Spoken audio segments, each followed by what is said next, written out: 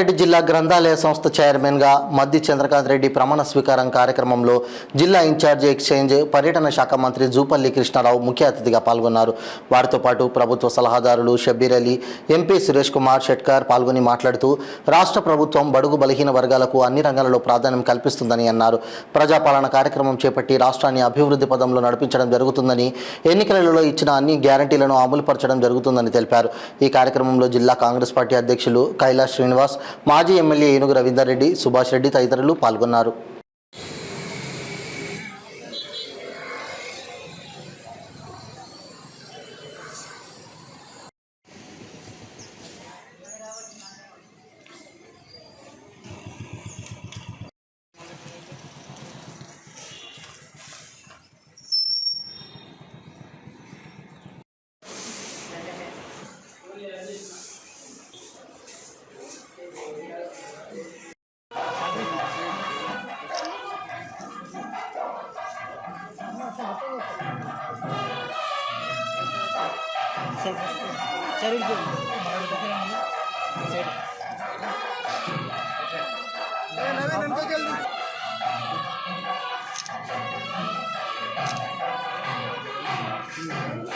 కింది పెట్టండి, కొద్దిగా కింది పెట్టండి, మొత్తం ఫేస్ కవర్ అవుతుంది.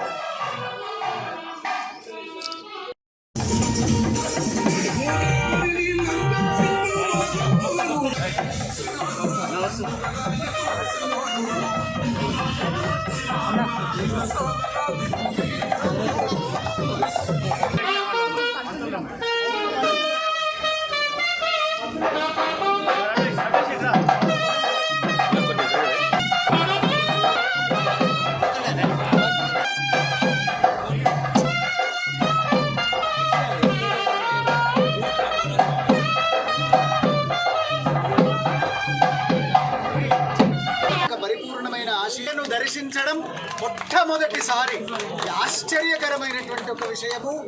మన చంద్రకాంత్ రెడ్డి గారికి భవిష్యత్ అంతా కూడా బాగుండాలని పరిపూర్ణమైనటువంటి మన మహిమాన్వితుడైన కామరాట్పుర సంకష్టహరణ మహాగణపతి యొక్క దివ్యమైన ఆశీస్సులు అందజేస్తున్నాం. శతమానం భవతి శతాయుః పురుషస్యేంద్రియ ఆయుష్యేవేంద్రియే ప్రతిష్టతి.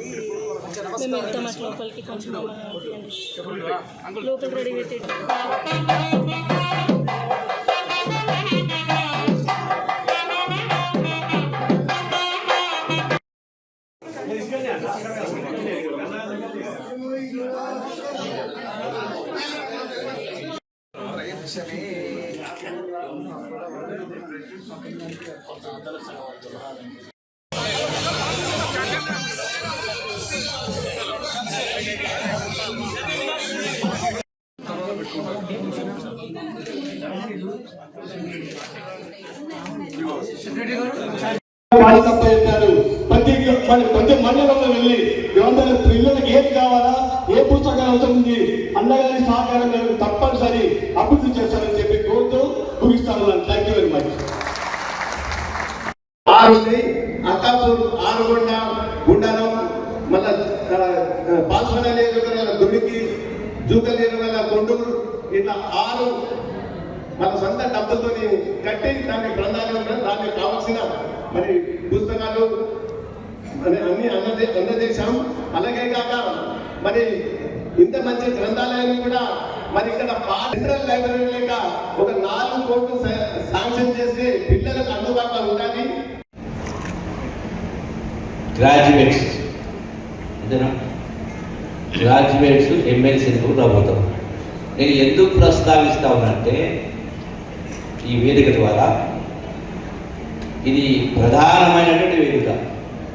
ఇలా నాయకులందరూ కూడా నాయకులు అందరూ కూడా ఈ సమాజంలో ఉన్నారు. రాబోయేటువంటి ఈ ఎమ్మెల్సీ ఎన్నికలో, గ్రాడ్యుయేట్ ఎన్నికల్లో ఖచ్చితంగా కాంగ్రెస్ పార్టీ గెలవాల్సిన అవసరం ఉంది. ఎందుకు అందుకే ప్రస్తావిస్తాం. మనం చూస్తా ఉన్నాం గడచిన 15 నెల రోజుల నుంచి, అంటే ఈ ప్రభుత్వం ఏర్పడే 10 మాసాలు కావస్తుంది. ప్రతిరోజు మీరు ఏ వాట్సాప్ చూసినా 7,15,000 కోట్ల అప్పు, మళ్ళీ విద్యుత్ సంస్థల అప్పు 1,00,000 కోట్లు, అంటే సుమారు 8 లక్షల కోట్లు అప్పు చేసి ఈ రోజున నెలకు 6,000 కోట్ల రూపాయల వడ్డీ కట్టాల్సి వస్తూ ఉంది. ఇచ్చినటువంటి సంస్థలు ముగ్గు వెండి వసూలు చేస్తూ ఉన్నాయి. మరి 70 సంవత్సరాలు పరిపాలించినటువంటి కాంగ్రెస్ కావచ్చు, టీడీపీ కావచ్చు, ఇంకోటి కావచ్చు, 70 సంవత్సరాలు పరిపాలన చేస్తే ఈ రాష్ట్ర అప్పు 70,000 కోట్లు ఉంటే 10 సంవత్సరాలు పరిపాలించిన కేసీఆర్ నాయకత్వంలో మరి 8 లక్షల కోట్లపై నెలకు 6,000 కోట్లు, సంవత్సరానికి 70,000 కోట్ల రూపాయలు వడ్డీ. ఏం చేసిండ్రు?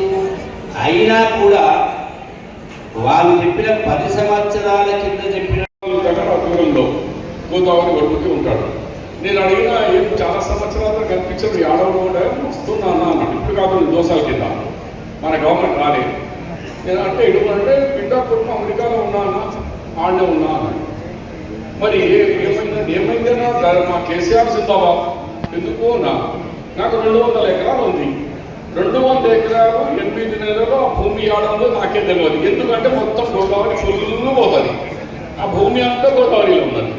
4 లీటర్ గొడ్డుది, ఒకటి సన్నది. సన్న రైతులకు మళ్ళీ 500 రూపాయలు బోనస్తో సహా వాళ్ళ అకౌంట్లో కూడా పడాలా. ఇది కాంగ్రెస్ పార్టీ.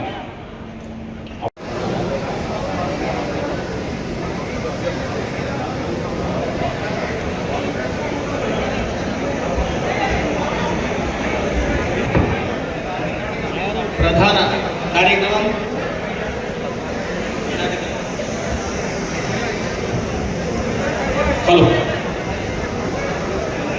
తీసుకొని ఈ కార్యక్రమం ఏర్పాటు చేసుకున్న మన కాంగ్రెస్ పార్టీకి చెందిన మన జిల్లా గ్రంథాలయ చైర్మన్